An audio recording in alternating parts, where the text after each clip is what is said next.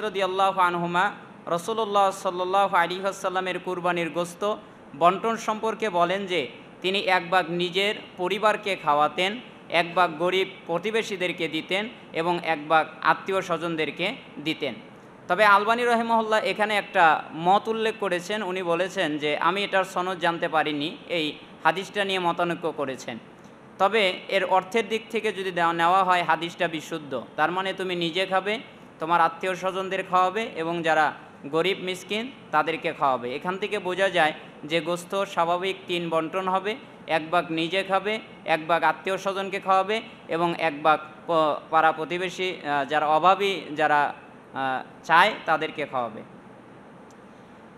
উট জবে করার নিয়ম কি? সাধারণত পশুর মতো উট জবে করা যায় কি না? উট জবে করার সাধারণত নিয়ম হলো, এটা উত্তম হচ্ছে, উট দাঁড়ানো অবস্থায় তার কণ্ঠনালীতে ধারালো একটা ছুরি চালিয়ে রক্ত প্রবাহিত করবে। দাঁড়ানো অবস্থায় কণ্ঠনালীতে একটা ছুরি চালাবে, যদি রক্ত প্রবাহিত হয়ে যায় তাহলে উটের জবা হয়ে যায়। আর যদি গরু ছাগল জবে করার নিয়ম হলো মাথা দক্ষিণ দিকে রেখে বাম কাতে ফেলে গলায় ছুরি চালানো, অর্থাৎ মাথাটা থাকবে দক্ষিণ দিকে এবং বাম কাতে তাকে ফেলে দেবে, এরপরে গলায় ছুরি চালাবে।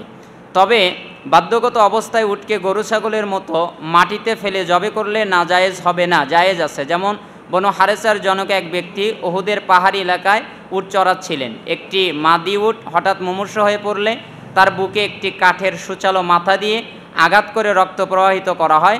অতঃপর রাসূল সাল্লাল্লাহু আলাইহি সাল্লামকে এই সংবাদ প্রদান করলে তিনি তা খাওয়ার আদেশ দেন। অর্থাৎ যদি জবে করার ক্ষেত্রে কোনো রকমের এদিক সেদিক হয়ে যায় তাহলেও জায়েজ আছে, সমস্যা নেই। এরপরে আরেকটি প্রশ্ন হচ্ছে যে কুরবানির জন্য যেই পশুটা ক্রয় করা হলো এবং উক্ত উদ্দেশ্যে পোষা পশুর চাইতে উত্তম একটা পশু যদি পায় তাহলে পরিবর্তন করা যাবে কি না? অর্থাৎ এমন একটা পশু কিনেছে, যেমন মনে করেন 60,000 টাকা দিয়ে একটা গরু কিনেছে, সে দেখলো যে আমি আরও অনেক টাকা দিয়ে এটা আরও বেশি টাকা দিয়ে গরু কিনে বা পশু কিনে কুরবানি দিব বা 1 লাখ টাকা দিব, আরও 40,000 টাকা বাড়াবো, তো এই ক্ষেত্রে বৈধতা আছে কি না?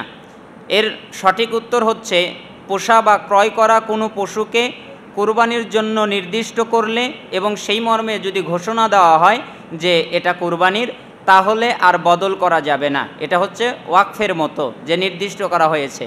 তবে যদি নির্দিষ্ট না করে থাকে, একদম নির্দিষ্ট করা থাকে না যে এটাই কুরবানি করব, এরকম নির্দিষ্ট করা যদি না থাকে তাহলে তার বদলে উত্তম পশু কুরবানি দেওয়া যাবে, এটা একটা মত। আবার কোনো কোনো বিদ্বান উত্তম পশু ক্রয় করার লক্ষ্যে সেটি বিক্রয় করা যাবে বলে মন্তব্য করেছেন। সাহেবে মিরআত বলেন, তারা যেই দলিলের ভিত্তিতে কথা বলে তা আলোচ্য বিষয়ের বহির্ভূত, মিরআতুল মাফাতির ভিতরে এসেছে। অর্থাৎ দুইটা মত জানা যায়। একদল বলছে যখন কোরবানির পশুকে নির্দিষ্ট করা হবে যে আমি এটাকে কোরবানি দিব, তখন এটা ওয়াকফের মতো হয়ে যায়, যে এটাকে আর পরিবর্তন করা যাবে না। আবার আরেকটি দল বলেছেন যে না, যদি কেউ এই পশুর চাইতে উত্তম পশু কোরবানি দিতে চায় তাহলে এই পশুকে বিক্রয় করে আরেকটা পশু দিয়ে বেশি দাম দিয়ে কুরবানি করতে পারবে। তবে দলিল প্রমাণের আলোকে, সালাফদের বক্তব্যের আলোকে এবং সালাফি মানহাজের আলোকে এই দলিলটাই বেশি প্রসিদ্ধ। যদি কেউ কুরবানি দিতে চায় বা দামি পশু দিতে চায় তাহলে জায়েজ আছে, অর্থাৎ কম দামিটা বিক্রি করে আরও দামি পশু দিয়ে কুরবানি দিতে পারবে। এরপরে আসি চামড়ার আরেকটি প্রশ্ন হচ্ছে, কুরবানির চামড়ার মূল্য ঈদগাহে নির্মাণ কাজে ব্যয় করা যাবে কি না? কেউ ব্যয় করে ফেললে তার কোনো শাস্তি আছে কি না? অর্থাৎ কুরবানি করেছে, কুরবানির যেই পশুর চামড়াটা আছে ওই চামড়াটা ঈদগাহের কাজের জন্য অনেক হতে পারে। কেউ হয়তো মসজিদে কাজের জন্য ব্যয় করে দিল, কেউ মাদ্রাসার কাজের জন্য ব্যয় করে দিল। তো এই ক্ষেত্রে এটার বৈধতা কতটুকু? রাসূল সাল্লাল্লাহু আলাইহি ওয়াসাল্লাম কুরবানির চামড়া সাদাকা করা নির্দেশ দিয়েছেন, সুতরাং এর বাইরে তা দান করা বৈধ হবে না। সূরা তওবা দেখতে পারেন 60 নম্বর আয়াতে, সহিহ বুখারীর 1717 নম্বর হাদিসে, মুসলিমের 1317 নম্বর হাদিসে, মিশকাতের 2638 নম্বর হাদিসে এর প্রমাণ পাওয়া যায়। ঈদগাহ নির্মাণ সাদাকা বন্টনের খাতসমূহের অন্তর্ভুক্ত নয়। অর্থাৎ ঈদগাহ যে নির্মাণ করবে এটা সাদাকা বন্টনের খাতসমূহের ভিতরে পড়ে না, যেটা সূরা তওবার 60 নম্বর আয়াতে এসেছে। সুতরাং এই কাজ সাদাকার অর্থ ব্যয় করা যাবে না। ঈদগাহের জন্যে এই সাদাকার অর্থ ব্যয় করা যাবে না, এমনকি কুরবানির চামড়ার অর্থটাও ব্যয় করা যাবে না। ভুলবশত যদি কেউ ব্যয় করে ফেললে আল্লাহর নিকটে ক্ষমা প্রার্থনা করতে হবে এবং সম্ভব হলে সমপরিমাণ অর্থ সাদাকার কোনো খাতে ব্যয় করবে। কেননা রাসূল সাল্লাল্লাহু আলাইহি সাল্লাম বলেছেন, সাদাকা পাপ মিটিয়ে দেয় যেভাবে পানি আগুনকে নিভিয়ে দেয়। অর্থাৎ ঈদগাহের জন্যে কুরবানির চামড়ার টাকা বিক্রি করে ওই টাকা দিয়ে ঈদগাহ নির্মাণ করতে পারবে না, মসজিদে দিতে পারবে না, মাদ্রাসায় দিতে পারবে না। হ্যাঁ, যদি মাদ্রাসায় দরিদ্র গরিব ছাত্র থাকে, যেমন একটা ছাত্র খুব ফকির বা দরিদ্র, তাহলে ওই ছাত্রকে দিতে পারবে, শিক্ষককে দিতে পারবে না যে শিক্ষকের কাছে দিয়ে আসলো যে আপনি গরিবদের জন্য ব্যয় করিয়েন না। যেই ছাত্রটা গরিব তাকে নির্দিষ্ট করে দেবে, অথবা শিক্ষককে বলবে ওই গরিব ছাত্রদেরকে সরাসরি দিয়ে দিয়েন, একসাথে মিক্সার করা যাবে না, কারণ এটা হারাম হবে। এরপরে মৃত বাবা মায়ের বদলে তার সন্তান হজ করতে পারবে কি না? মৃত বাবা মায়ের বদলে সন্তান হজ করতে পারবে। যদি বাবা মা ওসিয়ত করে যায় তাহলে হজ করবে, আর যদি ওসিয়ত করে না যায় তাহলেও সে হজ আদায় করে দেবে। কারণ রাসূলুল্লাহ সাল্লাল্লাহু আলাইহি ওয়াসাল্লাম এই অনুমতি দিয়েছেন যে সে আগে আপনি আপনার হজটা করে নেবেন, তারপরে আপনার বাবা মায়ের হজ আপনি করে নেবেন। আল্লাহু আলাম, ইনশাল্লাহ সঠিক হয়ে যাবে। ঈদের সালাতের পর খুতবার পূর্বে কুরবানি করা যাবে কি না? অনেকে এরকম প্রশ্ন, এটা আসলে আমাদের দেশে সচরাচর এরকম হয় না। তবে ঈদের সালাতের পর খুতবার আগে এখানে হয়তো বোঝানো হয়েছে যে ঈদের সালাতের শেষ হয়ে গেল, তারপরে অনেকেই তো যায়। আমি তো বিভিন্ন জায়গায় আলহামদুলিল্লাহ খুতবা দেই, তো দেখি যে অনেক মানুষ সালাত শেষ করার পরে তারা খুতবা না শুনেই বাড়িতে চলে যায়, হয়তো গিয়েই তারা অনেকেই কুরবানি করা শুরু করে দেয়, অথবা কেউ করে না, পরে করে। তো অনেকেই খুতবা না শুনেই যায়, তাহলে খুতবার আগেই কুরবানি করা জায়েজ আছে কিনা? বারা বিন আযিব রাদিয়াল্লাহু আনহু থেকে বর্ণিত হয়েছে, রাসূলুল্লাহ সাল্লাল্লাহু আলাইহি ওয়াসাল্লাম বলেন, ঈদুল আজহার দিন আমরা প্রথমে সালাত দিয়ে শুরু করি, অতঃপর ফিরে আসি এবং কুরবানি করি।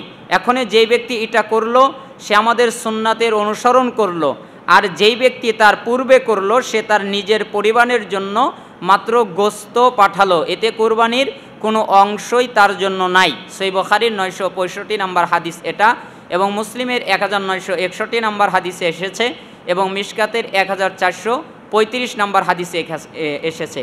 এখানে সলাত বলতে খুতবা সহ সলাতকে বোঝানো হয়েছে। অর্থাৎ ইবনে কুদামা রাহিমাহুল্লাহ উনি বলেন যে সলাত এবং খুতবা সম্পন্ন হওয়ার পরই কুরবানি করা হালাল হবে, এর আগে কুরবানি করা হালাল হবে না।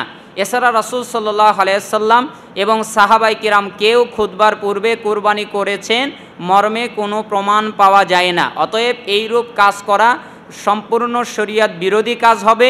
এখনে তার কর্তব্য হচ্ছে সে আগে সালাত আদায় করবে, তারপরে খুতবা শুনবে, অতঃপর সে কুরবানি করবে। এবার আরেকটা প্রশ্ন এখানে আসতে পারে, যেই দেশে বা এমন একটা এলাকা যেইখানে লোক বসতি, জনবসতি অনেক কম, সেখানে জামাত করার জন্য তো অনেক লোকের প্রয়োজন আছে, ওই পরিমাণ পুরুষ লোক পাওয়া যায় না, বা ওই পরিমাণ লোক নাই, 2-3 জন হয়তো এক এলাকায় আছে, তাহলে তারা তো ঈদের সালাত জামাতের সাথে পড়তে পারছে না, তাদের তো খুতবারও ব্যবস্থা হচ্ছে না, তাহলে তারা কি করবে? তাদের জন্য সঠিক হচ্ছে যে সালাত আদায় করতে এবং খুতবা দিতে যতটুকু সময় লাগে ততটুকু সময় অতিবাহিত হওয়ার পরে সে কুরবানি করবে। আরও সময় আছে, কারণ কুরবানি করা যায় কুরবানির দিন 10 জিলহজ, 11, 12, 13, 4 দিন কোরবানির দিন, বাকি আল্লাহু আলাম, আল্লাহ তাআলা ভালো জানেন। এরপরে আরেকটি প্রশ্ন হচ্ছে যে পাগল পাঠা ছাগল দ্বারা কুরবানি দেওয়া যাবে কি? অর্থাৎ ছাগলটা পাঠা, এই পাঠা দ্বারা কুরবানি দেওয়াটা বৈধ কিনা? সঠিক উত্তর হচ্ছে পাঠা ছাগল কুরবানি দেওয়া যায়, তবে খাসি ছাগল কুরবানি দেওয়া উত্তম, কারণ রাসূল সাল্লাল্লাহু আলাইহি সাল্লাম খাসি কুরবানি করেছিলেন। জাবির ইবনে আব্দুল্লাহ রাদিয়াল্লাহু আনহু বলেন, রাসূলুল্লাহ সাল্লাল্লাহু আলাইহি ওয়াসাল্লামের নিকট 2টি মোটা তাজা সাদা কালো শিংওয়ালা খাসি ছাগল নিয়ে আসা হলো। তিনি 2টির একটি মাটিতে ফেলে দিলেন এবং বিসমিল্লাহি আল্লাহু আকবার বলে জবে করলেন। ইবনে মাজাহ 3122 নম্বর হাদিসে এই প্রমাণটা পাওয়া যায়। তার মানে বোঝা গেল যে খাসি দিয়ে কুরবানি করাটা সবচেয়ে উত্তম, তবে পাঁঠা দিয়ে কুরবানি করা জায়েজ রয়েছে, বৈধতা রয়েছে। কুরবানির পশু কেনার পরে একজন কোরবানির পশু ক্রয় করল, অতঃপর কোরবানির পশুর কোনো ত্রুটি দেখা দিল, এখন করণীয় কি? উত্তর হচ্ছে, কোরবানির পশু কেনার পরে যদি ত্রুটিটা স্পষ্ট হয়, যেমন স্পষ্ট অন্ধ, যেমন স্পষ্ট পঙ্গু, যেমন স্পষ্ট তার কোনো শরীর নাই বা তার শরীরে স্পষ্ট শক্তি নাই, বোঝা যাচ্ছে যে একদম দুর্বল, স্পষ্ট অসুস্থ, যদি এরকম বোঝা যায় তাহলে সে ওইটাকে পরিবর্তন করে আর একটা পশু ক্রয় করে কুরবানি করবে যার সামর্থ্য রয়েছে।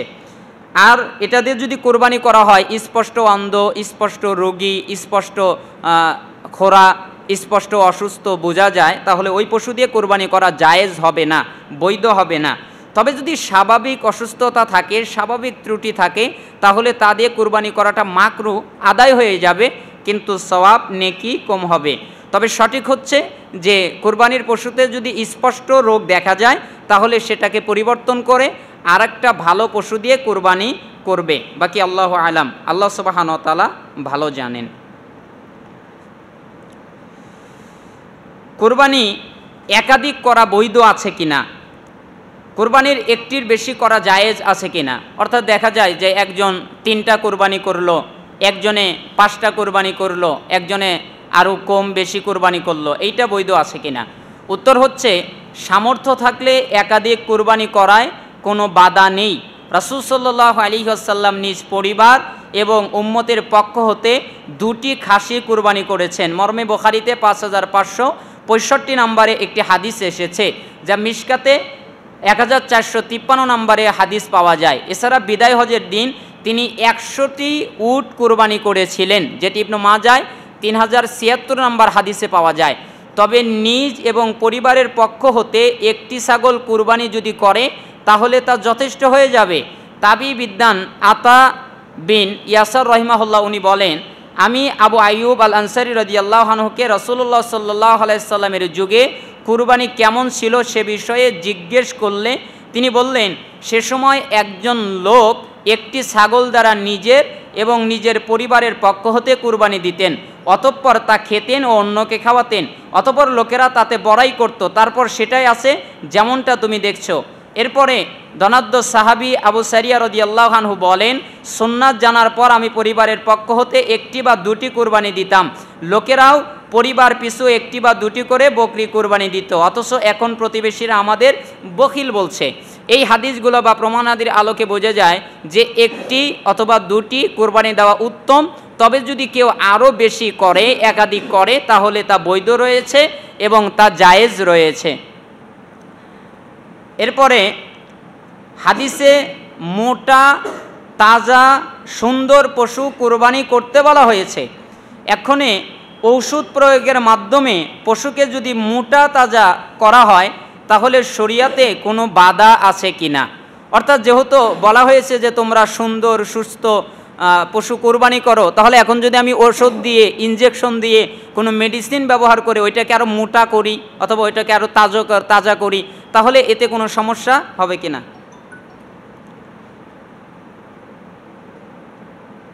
জি না, এতে কোনো সমস্যা হবে, কারণ এইখানে সবচেয়ে গুরুত্বপূর্ণ বিষয় হচ্ছে যে আপনাকে এইরকম করে ধোঁকা দেওয়ার কথা নিষেধ করা হয়েছে, এরকম করে কোনো কিছু করা যাবে না। ইনজেকশন দিয়ে বা ট্যাবলেট খাইয়ে পশু মোটা তাজা করা, এটা হচ্ছে অত্যন্ত একটা গর্হিত কাজ, যা আদৌ শরিয়ার সম্মত নয়। কেননা এর মাধ্যমে ক্রেতার সাথে প্রতারণা করাই লক্ষ্য থাকে। যেমন আপনি যদি বিক্রি করেন তাহলে মোটা তাজা করে ক্রেতাকে আপনি ধোঁকা দেবেন। রাসূলুল্লাহ সাল্লাল্লাহু আলাইহি সাল্লাম বলেছেন, যে ব্যক্তি ধোঁকা দেয় সে আমাদের দলভুক্ত নয়। প্রতারণা করা এবং ধোঁকা দেওয়ার কারণে তাকে জাহান্নামে নিক্ষেপ করা হবে, যা সহিহ ইবনে হিব্বান 567 নম্বর হাদিসে এসেছে। উপরোক্ত এই হাদিসের মাধ্যমে আমরা জানতে পারলাম যে যারা ধোঁকা দেয় তাদেরকে জাহান্নামে নিক্ষেপ করা হবে। এর মাধ্যমে আমরা এইসব ব্যবহারের পশুর গোস্ত বিষাক্ত হয়ে যায় বা মানবদেহের জন্য চরম ক্ষতিকর। এতে মানুষের লিভার, কিডনি, ক্যান্সার, হৃদরোগ, নানাবিধ জটিল রোগ হয়, যেরকমভাবে পশুর ক্ষেত্রেও ওই রকম হয় যে তোমরা ক্ষতি করো না এবং ক্ষতিগ্রস্তও করো না। ইবনে মাজাহ 2341 নম্বর হাদিস। তাহলে এর মাধ্যমে আমরা বুঝতে পারলাম যে গরু মোটা তাজা করার জন্যে, বা যেহেতু মোটা তাজা পশু কোরবানি দিতে বলা হয়েছে, তাহলে একটু মোটা তাজা করলাম, এইরকম পদ্ধতি ইসলামে জায়েজ নয়, শরিয়ার সম্মত নয়।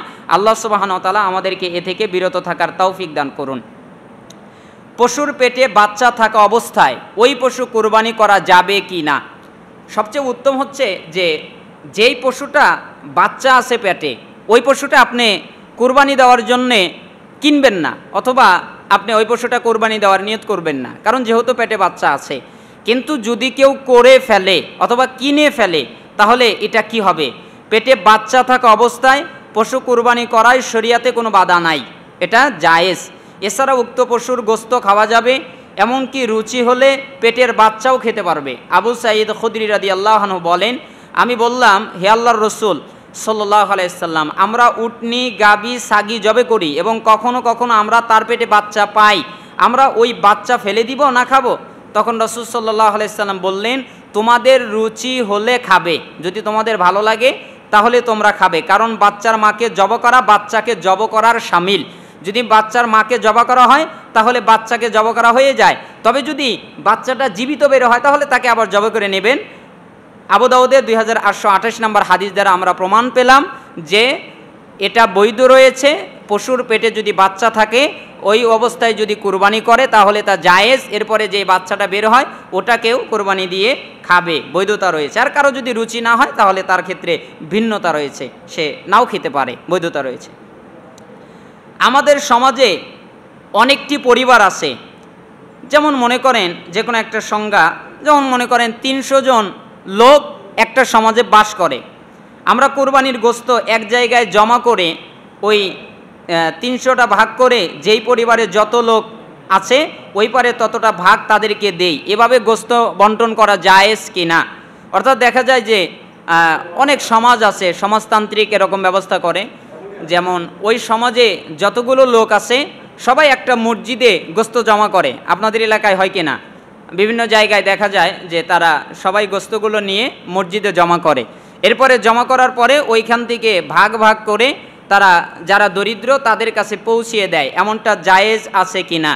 এইরূপ কোনো বিধান শরিয়াতে নাই, এরকম বৈধতা শরিয়াত দেওয়া হয় নাই।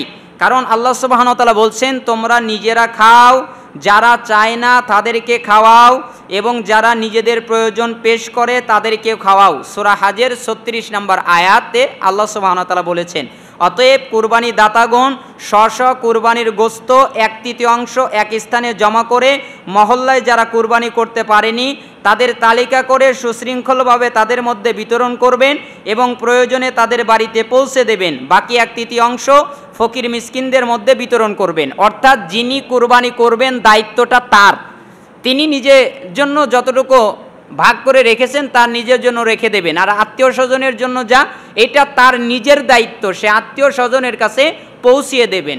আর যেই ব্যক্তি নিজে কোরবানি করেছেন তার আরেকটা দায়িত্ব, যারা গরিব মিসকিন তাদের কাছে পৌঁছিয়ে দেবেন। যদি তারা আপনার বাড়িতে আসে তাহলে তাদেরকে দিয়ে দিবেন, অথবা তারা যদি না আসে তাহলে তাদের বাড়িতে পৌঁছিয়ে দেবেন। কিন্তু এই রকম বৈধতা নাই যে এক জায়গায় জমা করে তারপরে ভাগ বন্টন করে ওই জায়গায় থেকে আপনারা দিয়ে দেবেন, এরকম বৈধতার শরিয়াত দেয় নাই। অনেকে ইখতিলাফ করেছে, আল্লাহু আ'লাম। কুরবানির দিন সালাতের পূর্বে না খেয়ে থাকা এবং কুরবানির পর কলিজা দ্বারা ইফতার করাটা কি সুন্নাত? উত্তর হচ্ছে, কুরবানি দাতার জন্য ঈদের দিন কুরবানির গোস্ত খাওয়ার পূর্ব পর্যন্ত না খেয়ে থাকা সুন্নাত। অর্থাৎ ঈদুল আজহায় এটাই সুন্নাত। আর ঈদুল ফিতরের দিন আগে সে খাবে, হালকা কিছু খেয়ে তারপরে সে যাবে। কিন্তু ঈদুল আজহার দিন হচ্ছে সে না খেয়ে যাবে, অর্থাৎ সে ঘুম থেকে উঠবে কিন্তু কিছু খাবে না, সে না খেয়ে মসজিদে যাবে, সালাত আদায় করবে, খুতবা শ্রবণ করবে, অতঃপর বাসায় আসবে, তারপরে সে ওই যেই পশু কুরবানি করবে তার কলিজা দিয়ে সে খাবে, এটা হচ্ছে সুন্নাত। এবার প্রশ্ন হলো, কলিজা তো একটা হয়, তাহলে কি সবাই কেমনে খাবে? জি না, আপনি গোস্ত খাবেন, আপনি ওই কুরবানির গোস্ত দিয়ে আপনার ইফতার করবেন বা ওই গোস্ত দিয়ে আপনার ওইটুকু সিয়াম যতটুকু বিরত থেকেছিলেন তা ভঙ্গ করবেন, এটা হচ্ছে সুন্নাহ পদ্ধতি। ইবনে মাজাহ 1756, তিরমিজি 542 রয়েছে। এবং রাসূল সাল্লাল্লাহু আলাইহি সাল্লাম কুরবানির গোস্ত খেতেন আর আগে না খেয়ে থাকতেন। আহমদের 23,034 নম্বর হাদিস এবং বাইহাকির বর্ণনা এসেছে, নির্দিষ্টভাবে কলিজার কথা এসেছে, তবে এই হাদিসটাকে কেউ কেউ জয়ীফ বলেছেন। অতএব কুরবানির গোস্ত দিয়েই ইফতার করাটা সুন্নাত। আগে আপনি না খেয়ে যাবেন, ঈদুল আজহার দিন আপনি আসবেন, কুরবানি করবেন, অতঃপর তার গোস্ত দিয়ে আপনি ইফতার করবেন, এটা হচ্ছে সুন্নাহ পদ্ধতি। আল্লাহ সুবহানাহু ওয়া তাআলা আমাদেরকে এই সুন্নাহ আমল করার, পালন করার তৌফিক দান করুন। 7 ভাগে কুরবানি দেওয়া জায়েজ আছে কিনা, বৈধ আছে কিনা, এই বিষয়টা খুব ইখতিলাফপূর্ণ একটা মাসালা। মক্কায় যে নিয়মে কুরবানি দেওয়া হয় একই নিয়মে স্বগৃহে অবস্থানকালেও কুরবানি দেওয়া যাবে। অর্থাৎ মক্কায় যেমন একটি গরুতে 7 জন শরিক হতে পারে, তেমনি বাড়িতে বসে কুরবানি দিলেও 7 ব্যক্তি বা পরিবার শরিক হতে পারবে। ইবনে আব্বাস রাদিয়াল্লাহু আনহু বলেন, আমরা এক সফরে ছিলাম, অতঃপর কুরবানি এলো, সুতরাং আমরা গাভীতে 7 জন এবং উটে 10 জন শরিক হলাম। এবার আপনি যদি বলেন যে এই হাদিসটা তো সফরের সাথে খাস, তাহলে এটা শুধু সফরের ক্ষেত্রেই বৈধতা রয়েছে, এরপরে আর বৈধতা নাই, তাহলে ইসলামের অনেক বিষয় বাদ হয়ে যাবে। কারণ সফরের ক্ষেত্রে অনেক ইসলামের গুরুত্বপূর্ণ বিষয় হয়েছে এবং অনেক গুরুত্বপূর্ণ বিষয়ে নির্দেশ দেওয়া হয়েছে, কিন্তু মুকিম অবস্থায় তার প্রমাণ পাওয়া যায় না, কিন্তু সেটাও কিন্তু মুকিম অবস্থায় করার বৈধতা রয়েছে। এই জন্য সবচেয়ে অনেকেই মনে করতে পারেন যে এই হাদিস থেকে তো মনে করতে পারেন যে ভাগাভাগির ব্যাপারটা তো কেবল সফরের সাথে, কিন্তু ওই হাদিসে তো ঘটনা বর্ণনা করা হয়েছে, কোনো শর্ত তো বর্ণনা করা হয়নি। তাছাড়া ইবনে আব্বাসের ওই ঘটনা কোনো আম সফরের ছিল না, বরং তা ছিল হজ সফরের, অর্থাৎ মক্কায় কুরবানির।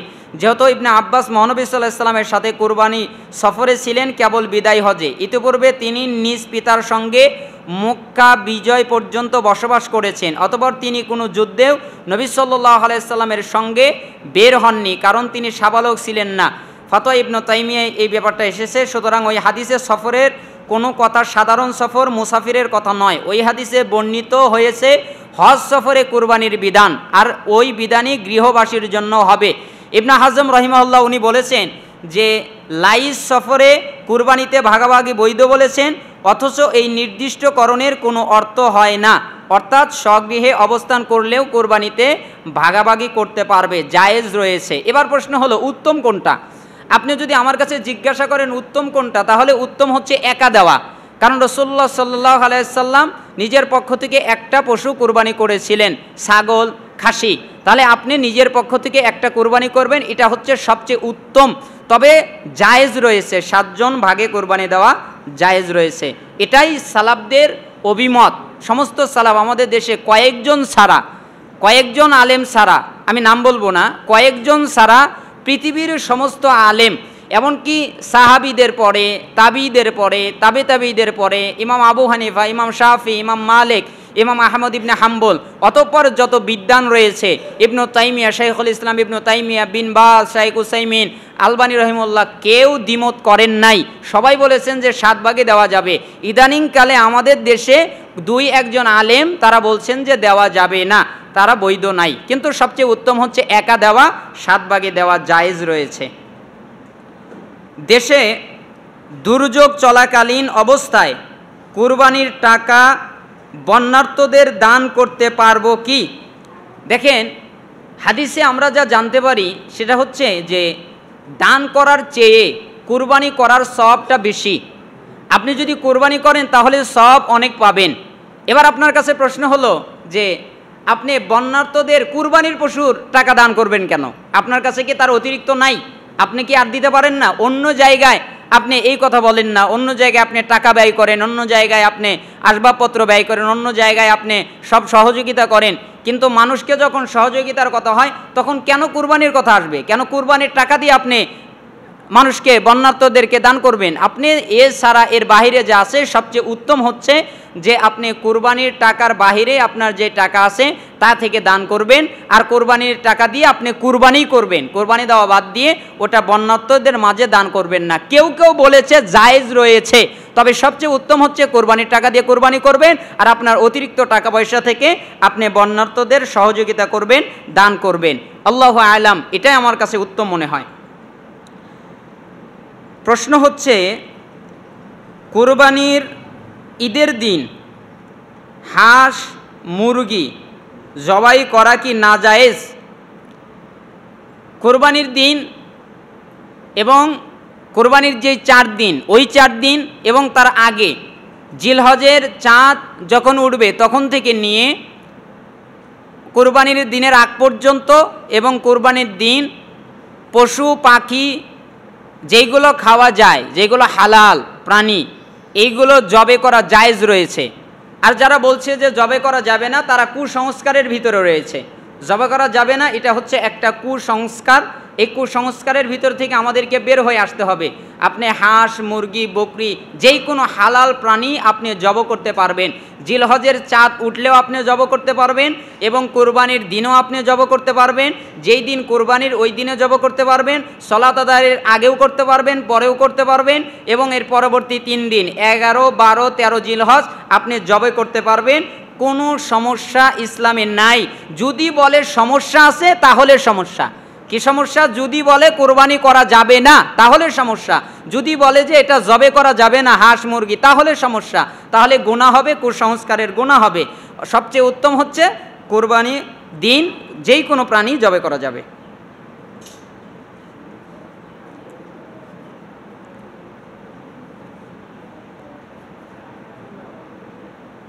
কোরবানির সুন্নাহ পদ্ধতি, এটা আমরা আগে উত্তর দিয়ে দিয়েছি। কোরবানির পশু অনলাইনে ক্রয় করা যাবে কি না? অনলাইনে কোরবানির পশু ক্রয় করা বৈধতা রয়েছে, জায়েজ আছে। তবে এখানে সালাফরা একটা মত দিয়েছেন, যেহেতু সালাফদের সময়ে, সাহাবীদের যুগে, তাবিঈদের যুগে অনলাইনের ব্যবস্থা ছিল না। কিসের ব্যবস্থা ছিল?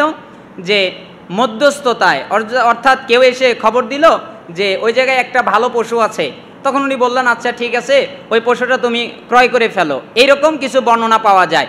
এইখান থেকে কিয়াস করা যায় যে অনলাইনে যদি ক্রয় করে তাহলে মাঝখানে একটা মিডিয়া হলো, তাহলে এটা ক্রয় করা যায়। এরকম ফতোয়া অনেক সালাফ দিয়েছেন।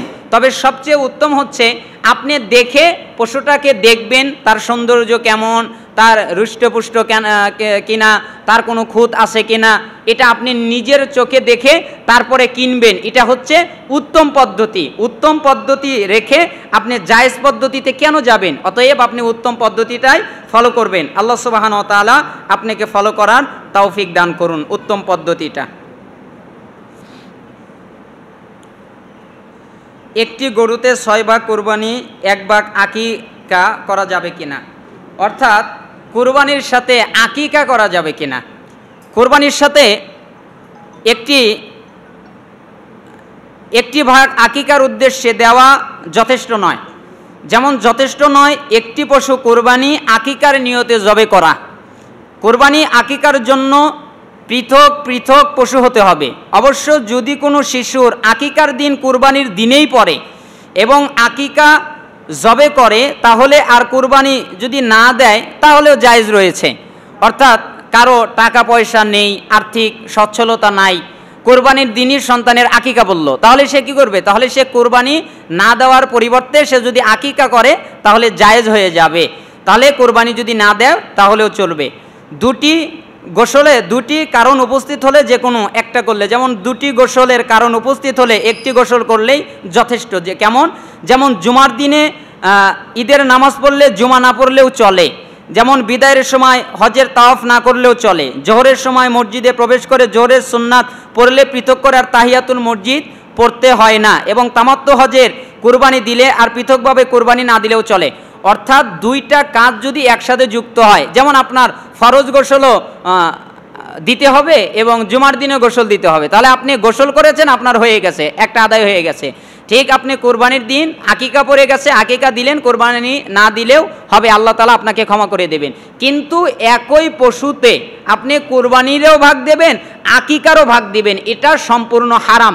কেউ কেউ বৈধতা দিয়েছে, তারা হানাফি ফকি, কেউ কেউ জায়েজ দিয়েছে, কিন্তু বেশিরভাগ হানাফি ফকি এবং বেশিরভাগ মুহাদ্দিস এবং যারা কোরআন সুন্নাহর আলেম তারা অধিকাংশই বলেছেন এটা জায়েজ নয়, এটা হারাম। কেন? আকিকার জন্য প্রাণ কুরবানি দিতে হয়, আর আপনি আকিকার জন্য একটা করলেন, একটার ভিতরেই কুরবানিতেও ভাগ দিলেন, এটা হচ্ছে ধোঁকা। শরিয়াতে এর কোনো বৈধতা নেই, এর কোনো পদ্ধতি বলে দেওয়া হয় নাই। আপনি কুরবানির জন্য আলাদা পশু কুরবানি দেবেন এবং আকিকার জন্য আলাদা পশু কুরবানি দেবেন, একই পশুতে কুরবানি আকিকা হবে না, এটা বৈধ না। কুরবানির গরুর হাট থেকে মালা দিয়ে আনা যাবে কি এবং বাড়িতে সাজায় রাখা যাবে কি? কুরবানির সময় গরুকে হাট থেকে মালা দিয়ে আনা, তারপরে যে তাবিজ ঝুলানো, তারপরে যে ঘণ্টা বাজানো, তারপরে আরও কত কিছু লাগানো, তারপরে বিভিন্ন রং টং করা, তারপরে ওইটাকে সুন্দরভাবে সজ্জিত করা, তারপরে আবার দেখা যায় যে ওইটাকে নিয়ে গ্রাম অঞ্চলে ঘোরা, অর্থাৎ খুব সুন্দর করে মালা টালা দিয়ে সাজিয়ে টাজিয়ে একটা গ্রামের ভিতরে সুন্দর করে করে ঘুরছে যে দেখো এই পশুটা আমি কোরবানি দিব। এটা তো রিয়া, একটা হচ্ছে এটা রিয়া, আর একটা হচ্ছে লৌকিকতা, লোক দেখানো।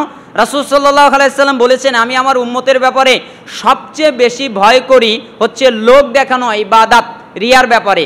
তখন রাসূলুল্লাহ সাল্লাল্লাহু আলাইহি সাল্লামের সাহাবায়ে কেরাম বললেন তা কি? তখন রাসূল সাল্লাল্লাহু আলাইহি সাল্লাম বললেন তা হচ্ছে গুপ্ত শিরক, তার মানে লোক দেখানো, এটা জায়েজ নয়। অর্থাৎ কোরবানির গরু হাট থেকে কেনার পরে মালা দেওয়া, তাবিজ ঝুলানো, কবজ লটকানো, রিং দেওয়া, তারপরে কি পৈতা লাগানো, ফিতা লাগানো, তারপরে রং করা, তারপরে ঘণ্টা ব্যবহার করা, তারপরে কি কঙ্কর, এগুলা সবই হারাম, এগুলা দেওয়া যাবে না। ঈদের কততম দিন পর্যন্ত কুরবানি করা যাবে? এর সঠিক উত্তর হচ্ছে ঈদের দিন কুরবানি করা যাবে, ঈদের পরবর্তী 3 দিন, অর্থাৎ 11 জিলহজ, 12 জিলহজ, 13 জিলহজ। ঈদের দিন অর্থাৎ 10 জিলহজ, 11 জিলহজ, 12 জিলহজ, 13 জিলহজ, এই 4 দিন হচ্ছে কোরবানির দিন। এবার যদি কেউ বলে যে আমি প্রথম দিন কোরবানি করব না, তাহলে সে দ্বিতীয় দিন করবে, দ্বিতীয় দিন যদি না করে তাহলে তৃতীয় দিন করবে, দ্বিতীয় দিন যদি না করে তৃতীয় দিন করবে। যে কোনো এই 4 দিনের একদিন যদি কোরবানি করে তাহলে তার কোরবানি আদায় হয়ে যাবে, কোনো সমস্যা নেই। কিন্তু আমাদের সমাজে তো সবাই প্রথম দিনই করে, আর বাকি দিনগুলো সে মনে করে যে এটা জায়েজ নয়, এটা বৈধ নাই, এটা তারা মনে করে। কিন্তু না, এরকম কোনো সমস্যা নেই। ঈদের দিন, ঈদের পরবর্তী 3 দিন, এই 4 দিন কোরবানি করা যাবে, এটা হচ্ছে কোরবানির দিন। রাসূল সাল্লাল্লাহু আলাইহি সাল্লাম এই দিনগুলোকে কোরবানির দিন বলেছেন।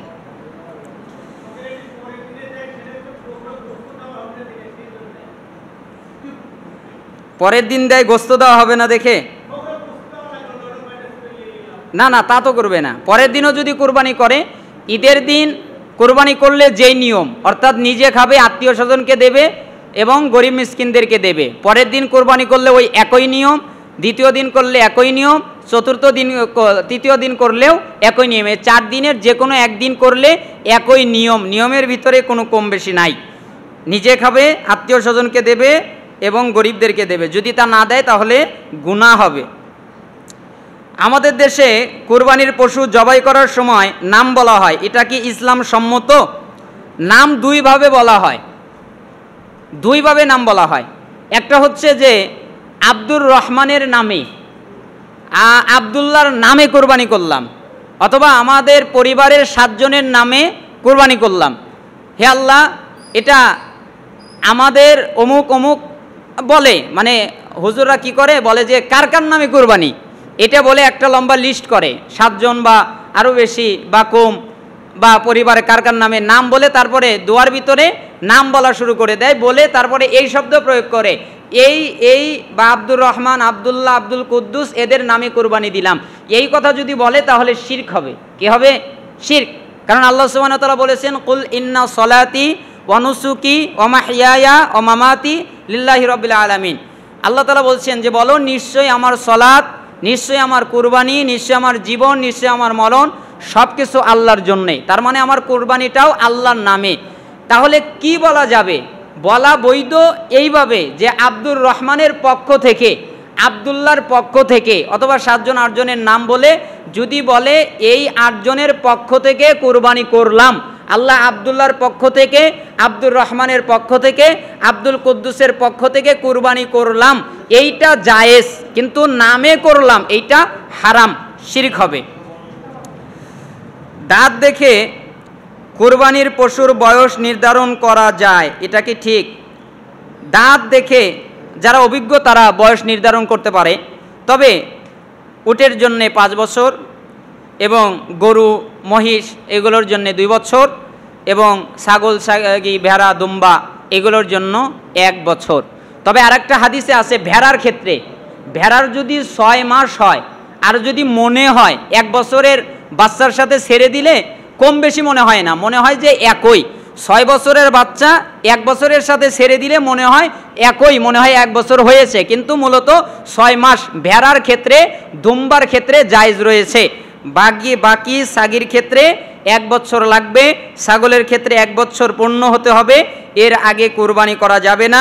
গরু মহিষের ক্ষেত্রে 2 বছর লাগবে, উটের ক্ষেত্রে 5 বছর, মানে 6 বছরে পদার্পণ করতে হবে। স্বামী স্ত্রী একসাথে উলঙ্গ হয়ে গোসল করতে পারবে কি না? স্বামী স্ত্রী একসাথে উলঙ্গ হয়ে গোসল করতে পারবে, এতে কোনো সমস্যা নেই। যেহেতু আয়েশা সিদ্দিকা রাদিয়াল্লাহু আনহা বলছেন যে আমি আর রাসূলুল্লাহ সাল্লাল্লাহু আলাইহি সাল্লাম যখন গোসল করছিলাম তখন একই পাত্র থেকে আমরা পানি নিচ্ছিলাম এবং আমার হাতের সঙ্গে আমার অঙ্গর সাথে তার অঙ্গ লেগে যেত। এই হাদিস থেকে সালাফরা পদ্ধতি বলেছেন যে উলঙ্গ হয়ে গোসল করা যায়, বৈধতা রয়েছে, তবে এটা উত্তম না। আপনি কাপড় পরবেন কিন্তু জায়েজ রয়েছে, কোনো সমস্যা নেই। মুমিন জিনের সাহায্য নিয়ে রোগীর চিকিৎসা করা যাবে কি না?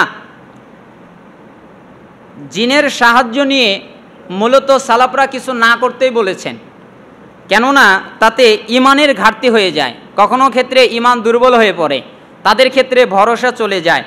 তবে যদি জিনটা, এখানে মুমিন বলা হয়েছে, সে যদি মুমিন হয় আর সে যদি এমন সাহায্য করে যেটা ইসলাম নিষেধ করে নাই বা হারাম কোনো সাহায্য নয়, তাহলে তা নিয়ে চিকিৎসা করা যাবে, জায়েজ রয়েছে।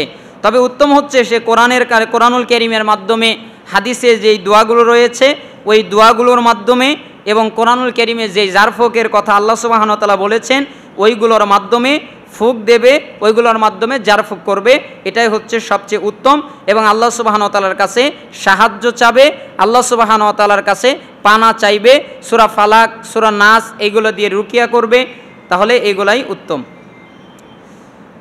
এক বৈঠকে 3 রাকাত বিতের সালাতে হাত কিভাবে তুলতে হবে? এক বৈঠকে বিতের সালাত যদি 3 রাকাত পড়ে তাহলে এটার 2টা পদ্ধতি রয়েছে। একটা পদ্ধতি হচ্ছে যে রুকুর আগে অর্থাৎ সূরা ফাতিহা পড়লো, আরেকটা সূরা পড়লো, তারপরে সে হাত উঠাবে। কোন পর্যন্ত? এইখানে ইখতিলাফ এসেছে, কেউ বলেছেন চেহারা পর্যন্ত, কেউ বলেছেন কাঁধ পর্যন্ত, কেউ বলেছেন বুক পর্যন্ত। তবে সবচেয়ে উত্তম হচ্ছে চেহারা সরাসরি বা চেহারার কাছাকাছি থাকবে, এটা হচ্ছে উত্তম। তাহলে রুকুর আগে সূরা ফাতিহা পড়বে, অন্য একটা সূরা পড়বে, তারপরে হাত তুলবে, এটা হচ্ছে একটা পদ্ধতি। আরেকটা পদ্ধতি হচ্ছে 3 রাকাতই পড়বে, মাঝখানে কোনো বৈঠক করবে না, সূরা ফাতিহা পড়বে, অন্য একটা সূরা পড়বে, অতঃপর রুকু করবে, তারপরে রুকু থেকে উঠবে, উঠার পরে 2 হাত তুলবে, তারপরে সে দোয়ায়ে কুনুত পড়বে। অনেকগুলো দোয়ায়ে কুনুত রয়েছে, হাদিসের কিতাবে পাওয়া যায়, যে কোনো একটা পড়া যাবে। এবং ওই দোয়া কুনুতের ভিতরে অন্যান্য দোয়াও পড়া যায়, অন্যান্য হাদিসে বর্ণিত যত দোয়াগুলো আছে পড়া যায়। এমনকি ফরজ সলাৎ ছাড়া যেই সলাৎগুলো আছে সুন্নাত নফল, সেই সলাৎগুলোতে বাংলা ভাষায় নিজের ভাষায়ও দোয়া করা যায়, নিজের ভাষায় দোয়া করতে পারবে, এরকম বৈধতা রয়েছে। তবে উত্তম হচ্ছে হাদিসে বর্ণিত দোয়াগুলো দিয়ে দোয়া করা। ছেলে বা মেয়ের বিয়ের সর্বনিম্ন বয়স কত হওয়া উচিত? বালেগ হওয়া, এটা হচ্ছে সর্বনিম্ন বয়স ধরা যায়। যখন ছেলেটা বালেগ হবে, যেমন 14 বছর বয়সে, অথবা তার বালেগ হওয়ার যে লক্ষণটা রয়েছে ওই লক্ষণটা যখন বোঝা যাবে যে ছেলেটা বালেগ হয়েছে, তখন থেকে সে বিয়ে করতে পারবে। কারণ বিয়ের সর্বনিম্ন কোনো বয়স নাই, বরঞ্চ বড় হয়ে বিবাহ করতে নিষেধ করা হয়েছে। আপনার ছেলেকে অনেক কিছু দিচ্ছেন, গাড়ি দিচ্ছেন, তারপরে মোটর সাইকেল দিচ্ছেন, তারপরে ভালো দামি মোবাইল দিচ্ছেন, এইগুলোর পরিবর্তে আপনি ছেলেকে একটা বউ দেন, তাহলে দেখবেন যে আপনার ছেলে অনেক উত্তম কাজ করবে এবং হারাম থেকে বাঁচতে পারবে। মদিনায় এই কিছুদিন আগের ঘটনা, অনেক অহরহ দেখা যায় যে অনেক ছাত্র বয়স যারা পড়াশোনা করে তাদের অধিকাংশ অনেকের স্ত্রী রয়েছে, স্ত্রী থাকা অবস্থায় তারা পড়াশোনা করে। কেন? চরিত্রের একটা হেফাজত হয়। রাসূলুল্লাহ সাল্লাল্লাহু আলাইহি ওয়াসাল্লাম অনুমতি দিয়েছেন, তবে সবচেয়ে আমরা স্বাভাবিক বলতে পারি 14 বছর, কিন্তু আমাদের দেশের অনুযায়ী 22 বছর, সুন্নাহ বিরোধী। কুরবানি কি ফরজ? যদি ফরজ না হয়ে থাকে তাহলে কুরবানি এত গুরুত্বপূর্ণ কেন? বিস্তারিত বলবেন। এখানে দুইটা দলিল আছে, এখানে ইখতিলাফ হয়েছে দুইভাবে। যেমন কেউ বলেছেন ফাসল্লি লিরাব্বিকা ওয়ানহার, যে তোমরা সলাত আদায় করো এবং কোরবানি করো। ইন্না আতাইনা কাল কাউসার ফাসল্লি লিরাব্বিকা ওয়ানহার। এই যে ফাসল্লি লিরাব্বিকা ওয়ানহার সূরা কাউসারের 2 নম্বর আয়াত অনুযায়ী একদল বলছেন, ইমাম এটা হানাফি মাযহাবের ফতোয়া সহ একদল আলিম বলছেন যে যেহেতু আল্লাহ তাআলা বলছেন, কোরআনে বলছেন যে তোমরা সালাত আদায় করো অতঃপর কুরবানি করো, তাহলে এই আয়াত অনুযায়ী বোঝা যায় কুরবানি করা কি ওয়াজিব। এই আয়াত অনুযায়ী বোঝা যায় ওয়াজিব, তাহলে অবশ্যই তাকে কুরবানি করতে হবে। রাসূলুল্লাহ সাল্লাল্লাহু আলাইহি ওয়াসাল্লাম অনেক হাদিসে বলেছেন, যেই ব্যক্তি কুরবানির সামর্থ্য হওয়ার পরেও কুরবানি করলো না, সে যেন আমাদের ঈদগাহে না আসে, আমাদের মুসল্লায় না আসে, সালাত আদায় করতে না আসে। এই দলিলগুলোর মাধ্যমে এক শ্রেণীর লোকেরা, আলেমরা বলছেন যে কুরবানি দেওয়া ওয়াজিব। আরেক শ্রেণীর বিদ্বানরা বলছেন যে কুরবানি দেওয়া সুন্নাতে মুআক্কাদা, অর্থাৎ যেহেতু আবু বকর সিদ্দিক রাদিয়াল্লাহু আনহু কুরবানি দেন নাই, তারপরে উমর ইবনুল খাত্তাব রাদিয়াল্লাহু আনহু কুরবানি দেন নাই, তারা তাদের সামর্থ্য থাকার পরেও তারা কুরবানি অনেক বছর দেন নাই। উমর ইবনুল খাত্তাব রাদিয়াল্লাহু আনহু দেন নাই, তার মানে বোঝা যায় এটা ওয়াজিব নয়। এক্ষেত্রে দুইটা ইখতিলাফ, তবে জমহুর বিদ্বান মানে বেশিরভাগ আলেম, ইমাম আহমদ ইবনে হাম্বল, ইমাম হানাফি মাযহাবের ইমাম আবু ইউসুফ, ইমাম মুহাম্মদ সহ অধিকাংশ বিদ্বান, ইবনে তাইমিয়া, শাইখুল ইসলাম সহ তারা বলেছেন যে কুরবানি দেওয়া সুন্নাতে মুআক্কাদা। বাকি আল্লাহু আলাম, এ ব্যাপারে আল্লাহ তাআলা ভালো জানেন, কেন দুই জনের পক্ষেই গুরুত্বপূর্ণ দলিল রয়েছে। তবে আমাদের দেশে যারা আহলুল হাদিস তারা বলছে যে সুন্নাতে মুআক্কাদা, আবার অধিকাংশ জুমহুর বলছে সুন্নাতে মুআক্কাদা, আবার কেউ বলছেন ওয়াজিব, ওই সূরা কাউসার থেকে দলিল নিয়ে। বাকিটা আল্লাহু আলাম, আমরা যেই কোনো একদিকে নিতে পারি না। কুরবানি কালো, সাদা, লাল রঙের উত্তম, কুরবানি কুচকুচে কালো হওয়া উত্তম, কুরবানি লাল এটাও উত্তম, কালো এবং লাল এটা হচ্ছে বেশি উত্তম। অতএব কালো কুরবানি দেখবেন কালো পশু কোনটা, লাল একদম লাল কোনটা এটা দিবেন, সাদা পশু যে কোনো কালার দিয়ে কোরবানি দেওয়া যায়, কোনো সমস্যা নেই। ঘোড়া কোরবানি করা যাবে কি? যেহেতু চতুষ্পাদ জন্তুর ভিতরে ঘোড়ার কথা আসে নাই, 6টা পশু ছাড়া বাকি আসে নাই, এই জন্য ঘোড়া কোরবানি দেওয়া জায়েজ নয়। ইসলামের শরিয়াতে এর কোনো বৈধতা পাওয়া যায় না, অতএব ঘোড়া কোরবানি দেওয়া যাবে না, ঘোড়া কোরবানি দেওয়া বৈধতা নাই। একটি গরুর ভাগে যদি কিছু লোকের নিয়ত কোরবানি না থাকে, কেন করা যাবে না? কারণ রাসূলুল্লাহ সাল্লাল্লাহু আলাইহি সাল্লাম করেন নাই, সাহাবায়ে কেরাম করেন নাই, তাবি করেন নাই, কোনো সালাফ করেন নাই। আর দলিল হচ্ছে ওইটা, মানে আমিলা আমালান লাইসা আলাইহি আমরুনা ফাহুয়া রাদ্দুন, যে ব্যক্তি এমন কোনো আমল করলো যার প্রমাণ শরিয়াতে নাই, মুহাম্মদ সাল্লাল্লাহু আলাইহি সাল্লাম থেকে নাই, তাহলে ওটা প্রত্যাখ্যাত, ওটা বাতিল। রাসূল সাল্লাল্লাহু আলাইহি সাল্লাম করেন নাই, সাহাবায়ে কেরাম করেন নাই, তাবি করেন নাই, ওটা উত্তম হতেই পারে না, তাই ওটা করা যাবে না। একটি গরুর ভাগে যদি কিছু লোকের নিয়ত কুরবানি না থাকে, তাহলে কি বাকি লোকের কুরবানি সঠিক হবে? একটি গরুতে ভাগ দিল, সবাইকেই মৌখিক স্বীকৃতি নিতে হবে, কারণ অন্তরের খবর আপনি বলতে পারবেন না, ওটা কে জানেন? আল্লাহ সুবহানাহু ওয়া তাআলা জানেন। আপনি মৌখিক স্বীকৃতি নেবেন যে আপনি কুরবানি কেন দিচ্ছেন, উনি বলবেন আল্লাহর জন্য। আপনি কেন দিচ্ছেন? আল্লাহর জন্য। আমরা কেন দিচ্ছি? আল্লাহর জন্য। এই মৌখিক স্বীকৃতিতেই কুরবানি হয়ে যাবে। কিন্তু বাকি যদি কারো নিয়তে থাকে যে আমি গোস্ত খাওয়ার জন্যই খালি দিচ্ছি, কিন্তু যদি স্বাভাবিক নিয়ত থাকে যে গোস্ত খাবো, তাহলে কোরবানি জায়েজ হয়ে যাবে। কেন? কোরবানি তো গোস্ত খাওয়ার জন্যই আল্লাহ দিয়েছেন, এটা কোনো সমস্যা নাই। কিন্তু যদি শুধু নিয়ত থাকে যে খালি গোস্তই খাবো, এতে কোনো নেকির দরকার নাই, এটা গোস্ত খাওয়ার জন্যই দিলাম, মানুষে দেখলে কি বলতো যদি না দেই, আমার টাকা পয়সা বেশি না দিলে কেমন হয়, এইরকম নিয়ত যদি কারো থাকে তাহলে তার কোরবানি হবে না। কিন্তু বাকি লোকরা যেহেতু জানে না, এই জন্য বাকি লোকদের কোরবানি কি হয়ে যাবে। কিন্তু বাকি লোক যদি ওই লোকের অন্তরের অবস্থা জানে, লোকটা যদি প্রকাশ করে ফেলে, তাহলে বাকি লোকেরও কোরবানি হবে না, কেননা নিয়তটা নষ্ট হয়ে গেছে। কিন্তু যদি না জানে তাহলে কোনো অসুবিধা নাই, কোরবানি হয়ে যাবে, এতে কোনো সমস্যা নাই। কোরবানির মাংস ভাগাভাগি করার সময় কি সমান 3 ভাগে ভাগ করতে হবে? জি, সমান 3 ভাগে বন্টন করতে হবে। 1 ভাগ নিজের জন্যে, আরেক ভাগ আত্মীয় স্বজনের জন্যে, আরেক ভাগ গরিব মিসকিন অসহায়দের জন্যে। কোরবানির পশু জবাই করার স্থানে ধূপ আগরবাতি জ্বালানো যাবে কি না?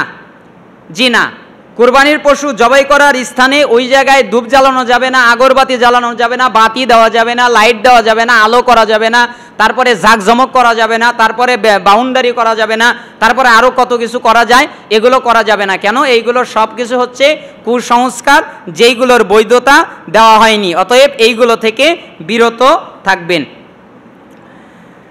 যেই মসজিদে কবর আছে সেই মসজিদে নামাজ হয় না। এবার প্রশ্ন হলো, মসজিদে কবর দেওয়া অথবা কবরের উপরে মসজিদ বানানো বৈধ নয় কেন? অথচ মহানবী সাল্লাল্লাহু আলাইহি সাল্লামের কবর মসজিদের ভিতরে রয়েছে, তাহলে কি হবে? মসজিদে যেহেতু কবর দেওয়া যাবে না, মসজিদে কবর হবে না, তাহলে মুহাম্মদ সাল্লাল্লাহু আলাইহি সাল্লামের কবর মসজিদের ভিতরে কেন? এই নিয়ে তো আমাদের ইন্টারনেটে একটা তুলপার আছে, এখানে 4টা পদ্ধতি আছে। বৈধ নয় কেন? যেহেতু মহানবী সাল্লাল্লাহু আলাইহি ওয়াসাল্লাম তা নিষেধ করে গেছেন, আর তার কবর মসজিদের ভিতরে মনে হলেও তাতে কিন্তু বৈধতার দলিল নাই। কেন নাই? 1 নম্বর হচ্ছে মসজিদে নববী নবী সাল্লাল্লাহু আলাইহি সাল্লাম নিজে বানিয়েছিলেন, সুতরাং তার কবরের উপর মসজিদ হয় নাই। মসজিদে নববী কে বানিয়েছেন? মুহাম্মদ সাল্লাল্লাহু আলাইহি সাল্লাম। তিনি তার কবরের উপরে কিন্তু মসজিদে নববী হয় নাই, তিনি মসজিদে নববী বানিয়েছেন।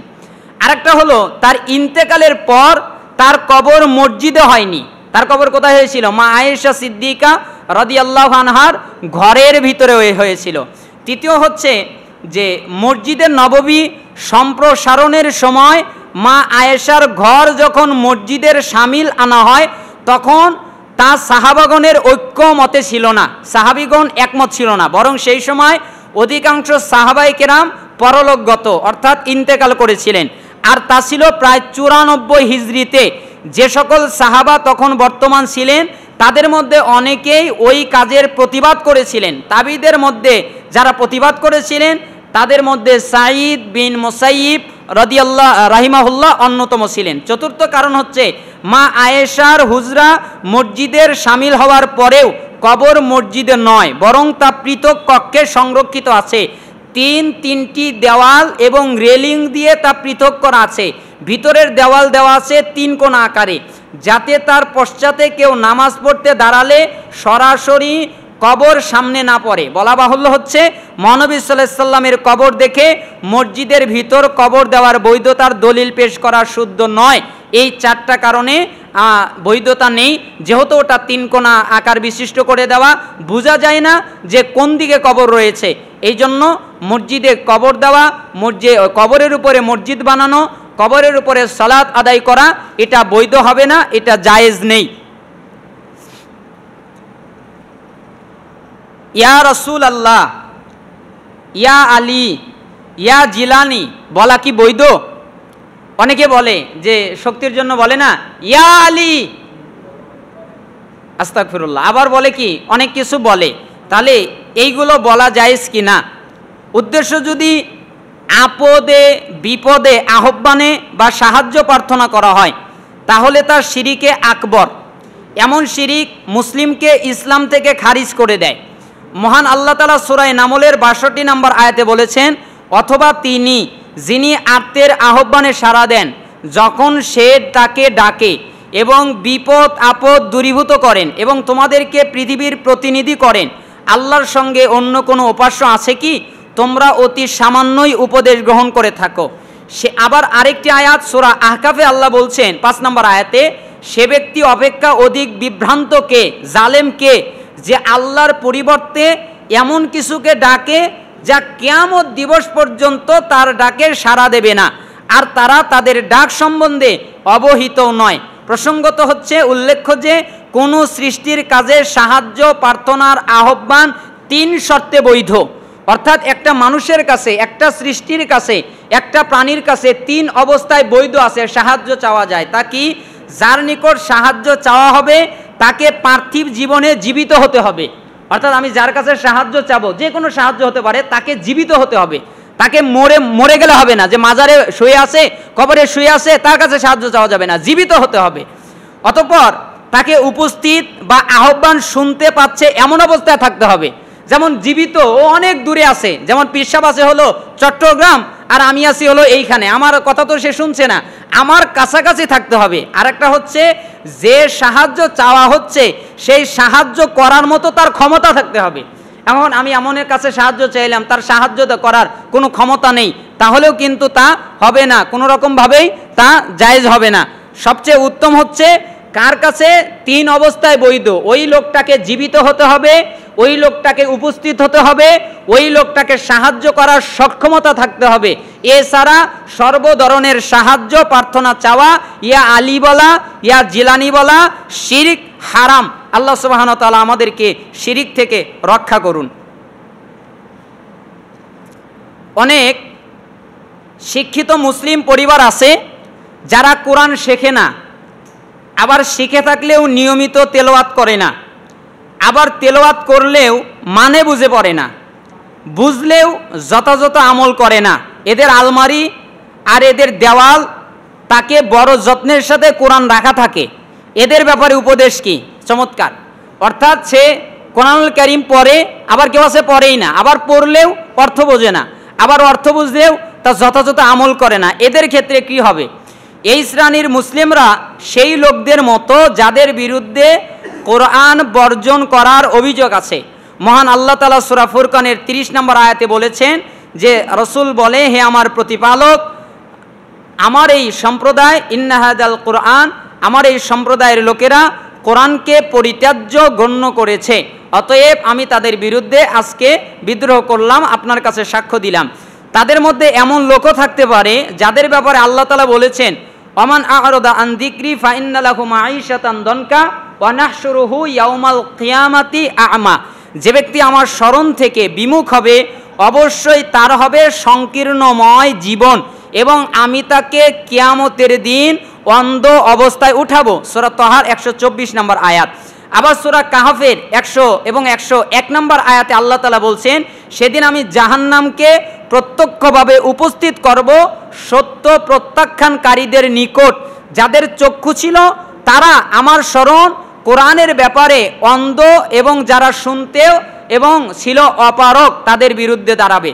এদের মধ্যে অনেকে দুনিয়াদার, এরা পত্র পত্রিকা পড়ে, গল্প উপন্যাস পড়ে, কিন্তু কোরআন পড়ার সময় পায় না, তাদের কোরআন পড়ার সময় নাই।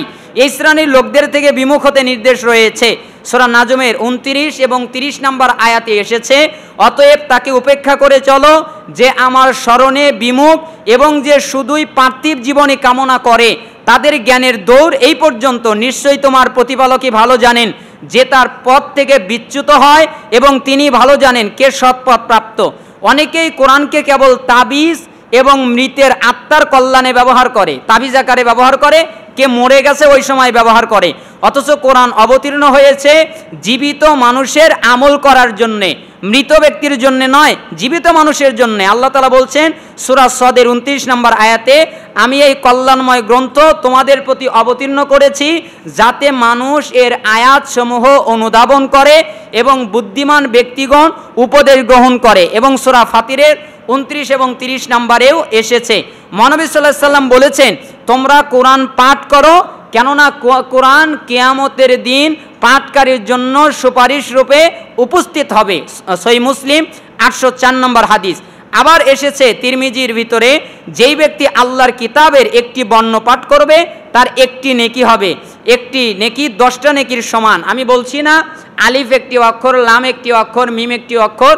আমি বলছি না আলিফ লাম মিম এই 3টা এক অক্ষর, বরং আমি বলছি আলিফ একটি অক্ষর, লাম একটি অক্ষর, মিম একটি অক্ষর। তার মানে যারা কোরআন পড়ে কিন্তু কোরআন অনুযায়ী আমল করে না, কোরআনের অর্থ বোঝে না, কিয়ামতের দিন কোরআন তাদের বিরুদ্ধে, তাদের বিপক্ষে সাক্ষ্য দেবে।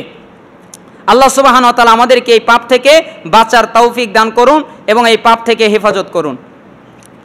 পিতামাতা মারা যাওয়ার পরে আত্মার কল্যাণের জন্য কি করা যাবে? অর্থাৎ আমার বাবা মা মারা গেছে, তাহলে ওই আত্মার কল্যাণের জন্যে আমি কি করব, তাদের জন্য কি কাজ করা বৈধ রয়েছে? এখানে অনেকগুলো পয়েন্ট নিয়ে আমরা কথা বলবো। একটা পয়েন্ট হচ্ছে তাদের জন্য দোয়া করা যায়। রাসূল সাল্লাল্লাহু আলাইহি সাল্লাম বলেছেন, যখন কোনো মানুষ মারা যায় তখন তার কর্ম বন্ধ হয়ে যায়, কিন্তু 3টা জিনিস বন্ধ হয় না। এক, সাদকা জারিয়া, আরেকটা হচ্ছে যেই বিদ্যা দ্বারা উপকার পাওয়া যায়, আরেকটা হচ্ছে নেক সন্তান যে তার জন্য দোয়া করে, আরেকটা হচ্ছে দান খয়রাত করা। এক ব্যক্তি নবী সাল্লাল্লাহু আলাইহি সাল্লামকে বলল, আমার মা হঠাৎ মারা গেছে, আমার ধারণা যে সে কথা বলার সুযোগ পেলে সাদকা করত, সুতরাং আমি যদি তার পক্ষ থেকে সাদকা করি তাহলে কি সে কি নেকি পাবে? তখন রাসূলুল্লাহ সাল্লাল্লাহু আলাইহি সাল্লাম বললেন, হ্যাঁ, সে নেকি পাবে। আল্লাহ রাসূল সাল্লাল্লাহু আলাইহি সাল্লাম বলেছেন, মুমিনের মৃত্যুর পর তার আমল